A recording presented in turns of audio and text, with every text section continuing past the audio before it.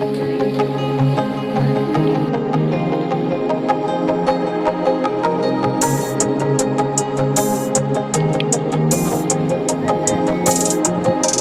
morning, namaste, and welcome back to my channel. So it's probably been a really good month now since I've sat and narrated in front of the camera. Those that are following me on my Facebook and my Instagram will know that something has happened in my life, something that's tragic, and that is the passing away of my mum.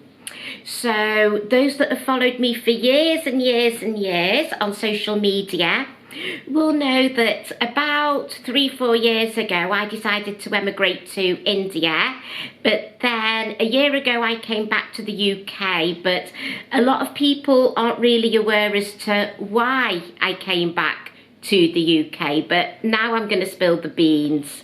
So during my last month in India, I didn't know that was going to be my last month. I just got the phone call to say that mum had cancer, so I got a flight back.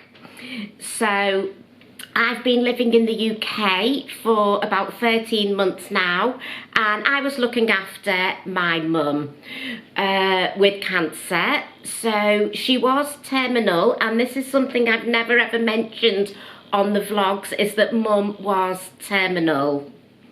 So I came home to look after her. At times I had some time, as you saw, and travelled to London and other places around the UK to show you on the channel. And recently she lost her battle to cancer. So I'm able to sit now and compose myself in front of the camera. The reason I've, again, not vlogged for a while is because I couldn't really compose myself. So what I'm going to do is I'm going to show you a little bit about the type of woman my mum was, and through her cancer journey.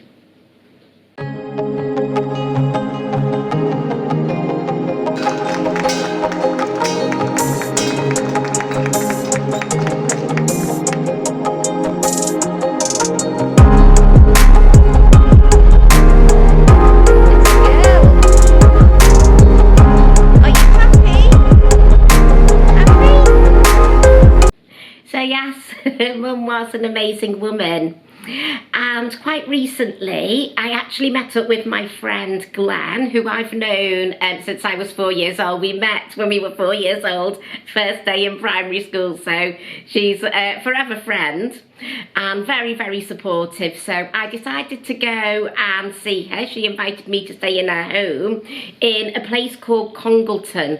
Now, I never really hear people talking about Congleton, so I was like, wow, where's this? And it's so close to the Peak District, and it's a hidden heaven on earth place next to the Peak District.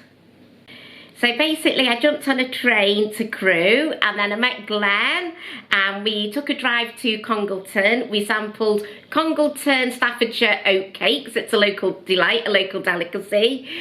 Went to the local Artistan Market.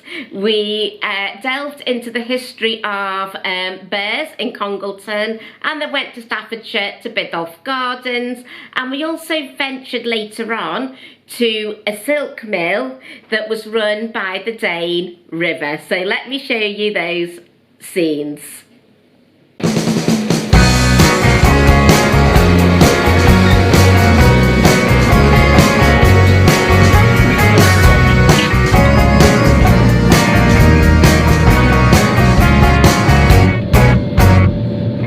I know you think she's sweet as candy. I know you wanna be with her, but Josie got a reputation to scratch behind.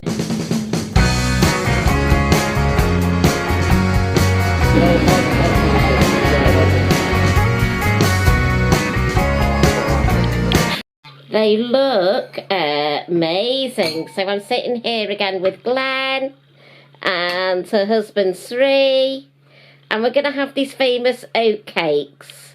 Yeah, so Staffordshire oatcakes are a real local delicacy. and they are amazing. They're a bit like pancakes, but made with oats as well, so they're more healthy than pancakes, and I don't know why you can't get them all over the world.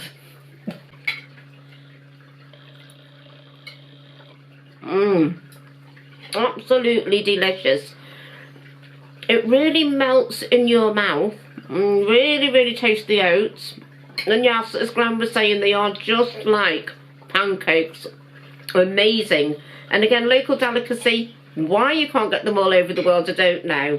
It's just nice and authentic to Congleton.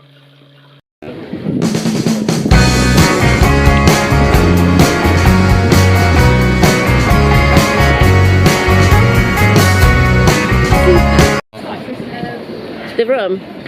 It's non-alcoholic. Oh yeah, non-alcoholic rum. Super. Cheers. Wow. Tastes like gingerbread. It's really good. It's really good, isn't it? Yeah, there you go. Glen says it's really good as well. That's hilarious. Wow.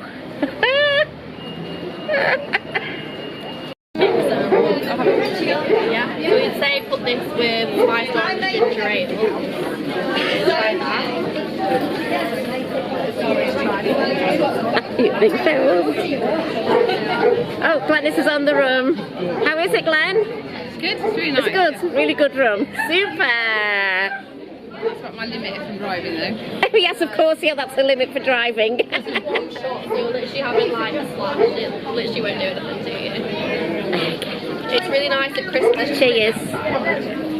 Some people say, like 6 and I want... Oh, spiced rum, yeah. I just hope I don't get drunk. It's so nice. Absolutely gorgeous, aren't they? These Halloween candles, wow. Definitely that time of year. And look, these have got lavender in. So you can relax on Halloween instead of being spooked. Oh, it is very relaxing. So do come down to the market, come to the stalls and buy your lavender candles for Halloween. So people, look at this clock, and then the back of it is actually a record. So this lady's just going to turn it round. Look, how creative is that, making a clock out of a record? Really good ideas at the Artistan Market today.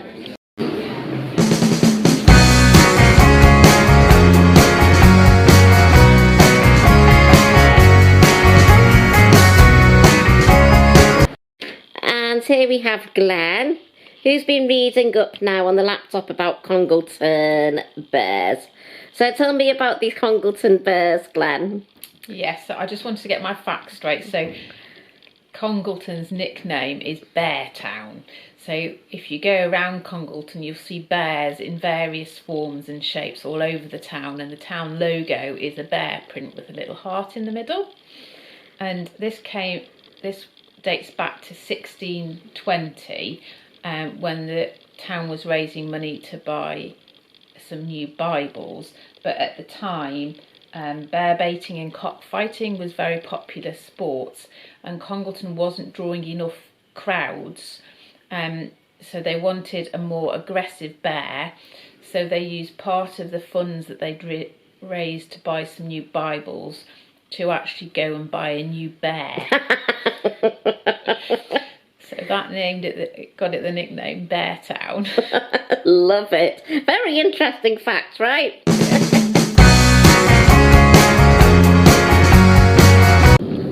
we're going to turn this corner. Yeah. And then when we go through this bridge, this marks the end of the north. Oh, yes, that bridge ahead, okay. And we can see we're going to officially enter Staffordshire. Oh my goodness, so there we are. Now we are in Staffordshire. Staffordshire, so there we go.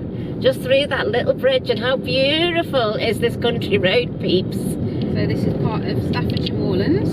Okay, so Staffordshire Moorlands, and how far is this from the peaks, Glen? Probably about 5 miles. 5 miles, wow, 5 miles from the Peak District. How amazing is that? And then we're just coming up to Biddulph Grange Gardens. Okay, that's where we're going now, actually, is to Biddulph Grange Gardens. And what's that about? And that was a stately home. Oh, wow. With some really beautiful gardens designed, I think, in the Victorian time. Yeah. I don't think you can probably see it yet, but there's also a bit of hall up on the left that used to be owned by the Biddle family that used to own this area. Okay. And this area that we're going to be driving through, used to be a lot of coal mines in the area, and probably where it got a lot of its wealth for. And the Biddulph itself is called the is it the flower town of the moorlands? Mm. It's the garden town of the moorlands, because of all its beautiful gardens. Oh, I see. And that's where we're heading to now, guys, is the gardens. So again, links to stately homes, and it's the beauty of the gardens. And apparently there's also some Chinese influence there, right, Glen? Yeah, there's a Chinese garden there. There's lots of different types of gardens. Oh, super. So we're going to go exploring.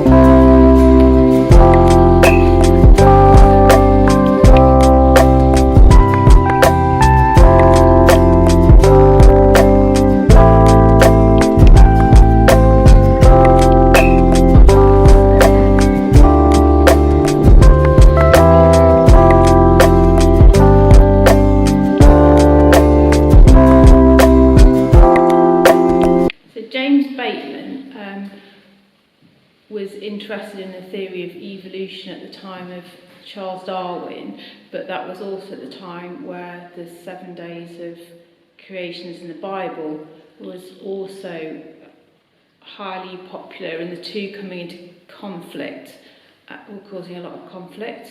So he tried to reconcile these two ideas in his own mind and I guess for other people. And so what we've got here is we've got his idea of geology and evolution at the same time. So you've got his idea of God's creation on day one, along with some very early basic fossils. And as we go through into like day 2, day 3, day 4, etc., then you have the more modern rocks. So you've got the rock strata going down here, and how old they are, relating to the periods of creation in the Bible. So you've got the sort of fishes starting to come in now, and then more and more fossils. And that was his idea of trying to marry the two concepts together. Super. You've got here possibly a dinosaur footprint. Oh wow, yes, yes. So, and definitely you've got some, you can see some, by day 5, you've got these vertebrates. So these are definitely reptiles, aren't they? And then on the 6th day of creation, you've got mammals. So here's like a mammal tusk, and then right at the end, you have the creation of man. Whoa! Thank you, Glenys. Very welcome.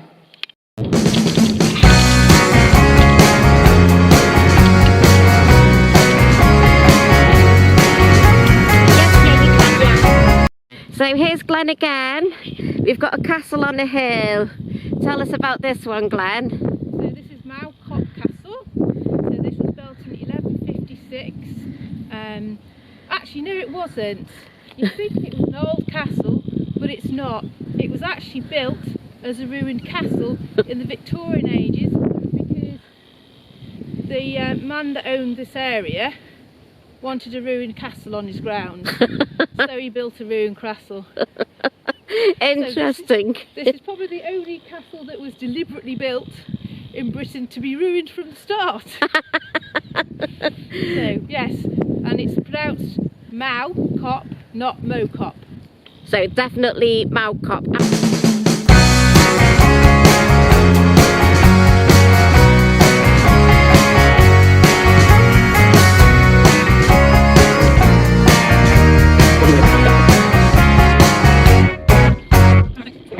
I know you think she's sweet as Perfect, thank you.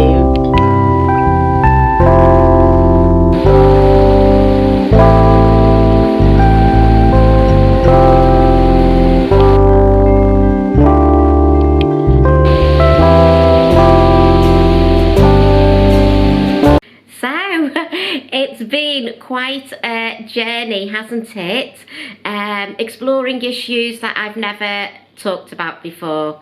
Exploring places, hidden gems that I have never talked about before. So, as you know, it's very, very heartbreaking when a parent dies. So I've had time to grieve away from the camera as well.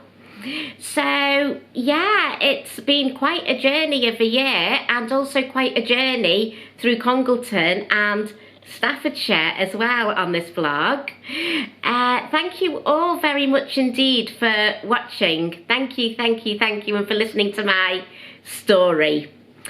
So if you like the channel, I'd be very, very grateful if you subscribed if you wish, and also if you liked the video and gave it a thumbs up, and comments very, very welcome. So yes, you may have got comments around perhaps terminal illness, or around, you know, questions about that sort of thing, or questions about where the future vlogs are going to be heading. So again, just put your questions below in the comment section. So thank you all very much for watching. Shanti Shanti Shanti, Om Namah Shivaya. So I will see you all soon on the next vlog. Namaste and bye for now.